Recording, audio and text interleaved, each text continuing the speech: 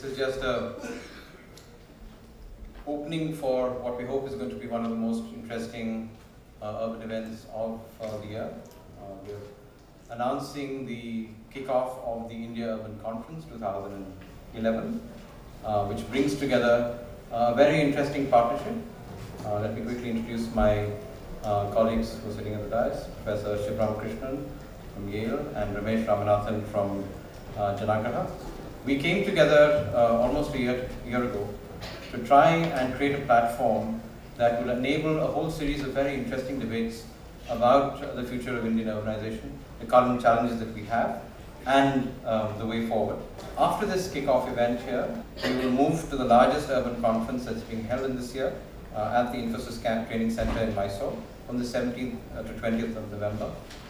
We hope that we will have about 600 to 700 people from across the country, from the national level, from state level and local policy-making institutions, people who are involved in implementing programs, practitioners, academics, students, civil society leaders, and industry stakeholders. This is the second event. The first event actually was at New Haven in Yale, which is an academic conference that brought together academics from North America, from Europe, and other parts of the world to discuss urban India. Today's event is a panel discussion, and as I mentioned earlier, the Urban India Conference and the Sankranti Student Challenge will be held between the 17th and 20th of November. And we close off on the 22nd of November with the Delhi Policy Conference, which will again bring together some of the top people in the country. The conference in Mysore will be kicked off by the Union Minister for Housing and Urban Poverty Alleviation, Kumari Sarja, and the valedictory address will be given by the Minister for Law and Urban Development of the Government of Karnataka. There are 8 broad themes, and partners who are working on these themes are some of the best people in the country. As I mentioned earlier, we expect about 600 public and private sector practitioners, academics, and students to come into this program. Finally, we bring that together in Delhi on the 21st evening, and finally the Delhi Policy Conference that tries to pull together a lot of this experience, because this country has remarkable amount of innovation happening at city level with civil society organizations, governments, municipalities, and the private sector working together. We're bringing all of that experience to the policy conference, which is a one-day event, which features 3 union ministers, the Union Minister for Rural Development, the Union Minister for Housing and Urban Poverty Alleviation again, and finally the Union Minister for Urban Development, Kamal Nath. The Yale India Initiative was established in 2008, so about 3 years ago, and it's been working on 4 broad fronts.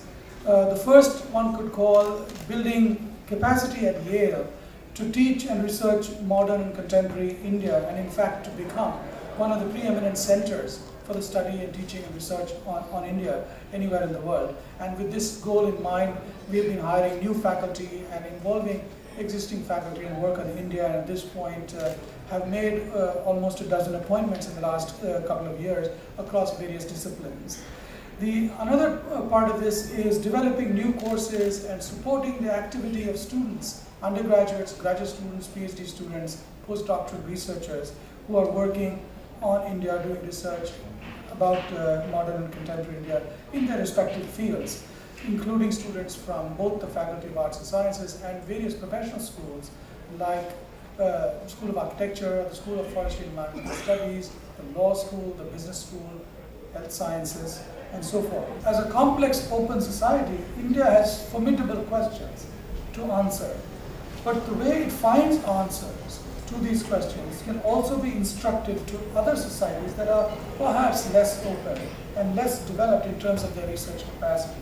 So my hope for this engagement, this innovative model of collaboration, is that ideally the work we have begun will benefit India, of course, but also make India a source of new cutting-edge research on urban issues that is beneficial to other countries like Asia and Africa, which face some of the same problems. Unless we understand urban better, we will not be able to respond to the urban possibilities better. And how do we understand it better unless we do this systematically? Because as you've seen in India, we are an argumentative society. So we like to take positions and we like to debate each other.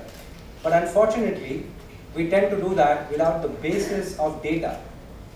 So when that happens, you're confronted with this wave of urbanization but you don't have the tools to respond to it. Should we have a mass transport system in every city in the country, which is, let's say, a metro-based system? How do we fund the metro-based system in Delhi? How do we subsidize that? How do we do that? Is investing in a metro-based system at, let's say, thousands of crores more important than making sure that everybody has housing? How do we ensure that the environmental consequences of urbanization, because just to give you one data point, Bangalore used to be 250 square kilometers 5 years ago. It is 750 square kilometers today. What did it grow into? How do you address the challenges of affordable housing in slums? Well, if you look at the design of the Mysore conference, there are 8 themes. It's there in your kit. There's urban education, urban health, urban culture, urban inclusion, urban infrastructure, and a few others, urban governance, and so on, urban planning. Each of these themes is not being designed by us. Each of these is being anchored by a subject matter expert, by a practitioner, and not a theorist. Never before have you seen a pure academic research university setting research institution, research-focused institution like Yale, truly world-class, truly respected across the world, which is coming here, partnering with an institution like IIHS, a very ambitious initiative to set up a world-class university focused on urban in India, partnering with a practitioner organization like us. Janaagraha is based in Bangalore, but our ambition is to fundamentally transform the quality of life in urban India. And for that, we as a practitioner have learned over the last 10 years that we can't do this just by doing grassroots work. That we've got to take our experiences from the grassroots, connect it with research so that we have the rigor of good thinking to the ideas that we are generating, and then convert that into advocacy work so that it can reach the parliament and the state assembly houses where the policies actually take shape.